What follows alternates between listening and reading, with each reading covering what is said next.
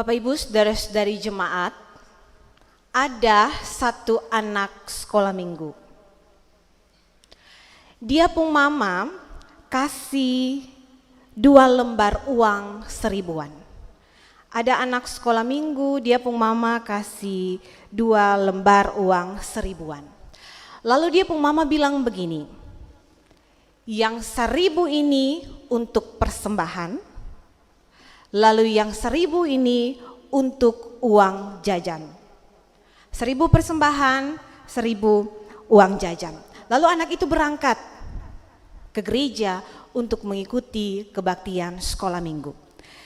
Di tengah-tengah perjalanan, karena si anak ini dia tidak hati-hati, dia seng perhatikan jalan, akhirnya dia punya selembar uang 1000-an itu jatuh. Jadi tadi ada 2 1 persembahan, 1 uang jajan. Di tengah perjalanan dia punya uang 1000 nih akan jatuh entah kemana. Dia sudah cari-cari seng dapat, dia sudah kembali pulang ikut jalan yang tadi dia lewati, tapi juga seng ketemu. Akhirnya di dalam dia punya hati dia bilang begini, dia bergumam di dalam hatinya bilang begini, Tuhan nih, uang yang tadi jatuh tuh itu Tuhan pung. Lalu satu yang di beta pung tangan nih, ini beta pung uang jajan. Itu yang dikatakan si anak itu kepada Tuhan di dalam hatinya. Bapak Ibu saudara-saudari jemaat, beberapa di antara kita lalu tersenyum ketika mendengar cerita, ketika mendengar kisah tentang si anak tadi.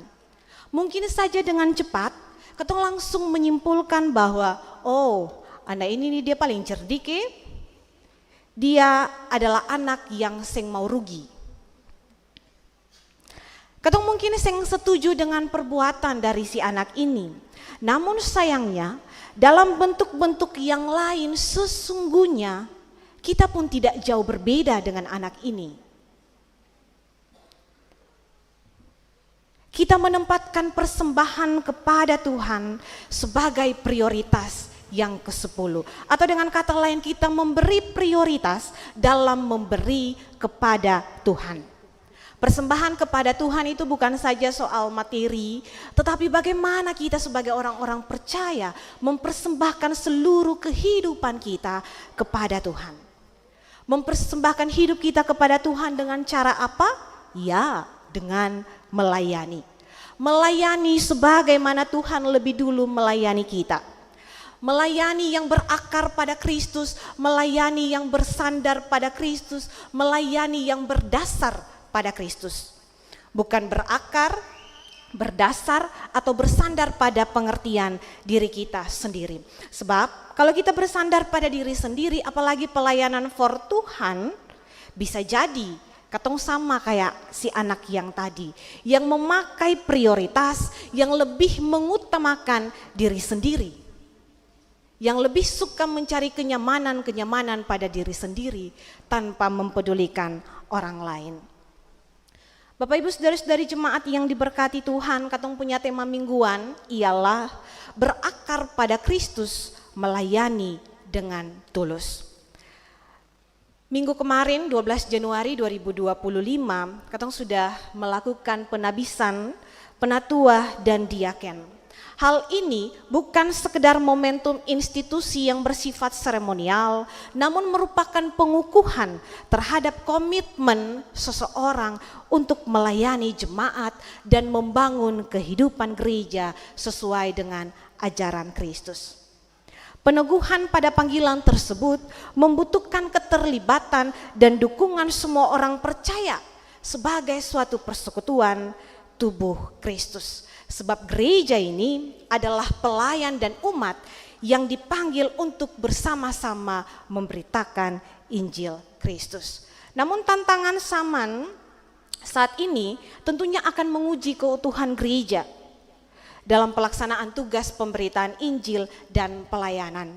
Tantangan yang bisa datang dalam bentuk apa saja, tantangan yang bisa datang dalam berbagai cara apa saja. Untuk itu, baik pelayan maupun umat harus hidup berakar pada Kristus sebagai prinsip imannya. Berakar pada Kristus sebagaimana frasa pertama pada tema mingguan pertama kita tadi, ini mau menegaskan tentang kehidupan yang seutuhnya ada di dalam persekutuan dengan Kristus atau menyatu dengan Kristus. Bapak Ibu saudara-saudari jemaat, sama seperti akar yang menancap kuat ke dalam tanah untuk mendapatkan nutrisi dan menjaga kestabilan pohon, maka kehidupan kita pun harus berakar pada Kristus. Berarti menjadikan Dia sumber utama kekuatan dan hikmat. Bapak Ibu saudara-saudari jemaat, baru saja para murid cemas dan takut karena penyataan dan penderitaan Tuhan Yesus. Itu disampaikan pada perikop yang sebelumnya kalau Bapak Ibu lihat. Kini suasana berubah dalam sekejap. Para murid dimulai dari Yakobus dan Yohanes meminta agar Yesus memberikan kedudukan yang terhormat kepada mereka. Mereka tidak menyadari bahwa untuk mendapat apa yang mereka minta, mereka harus melewati penderitaan yang hebat.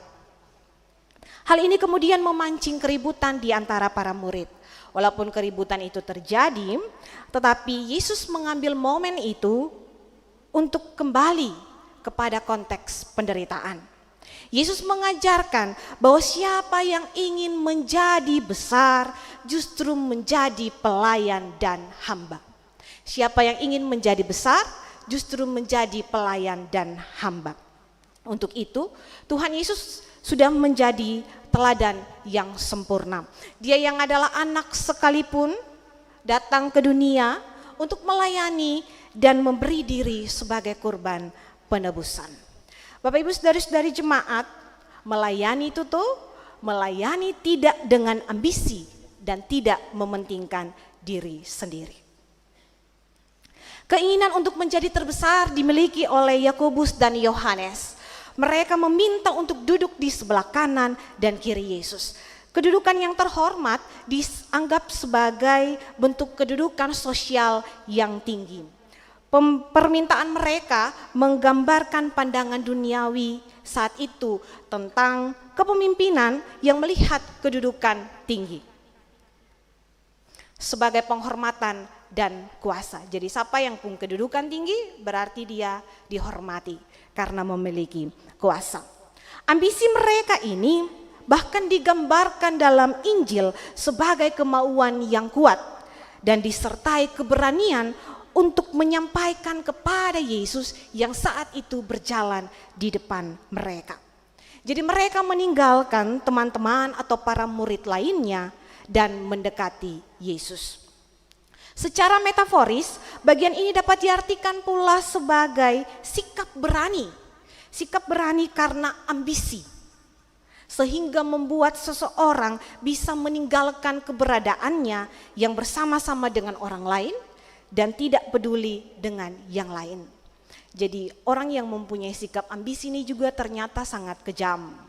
Dia berani meninggalkan orang-orang yang berjalan bersama dengan dia hanya untuk mencapai dia punya keinginan.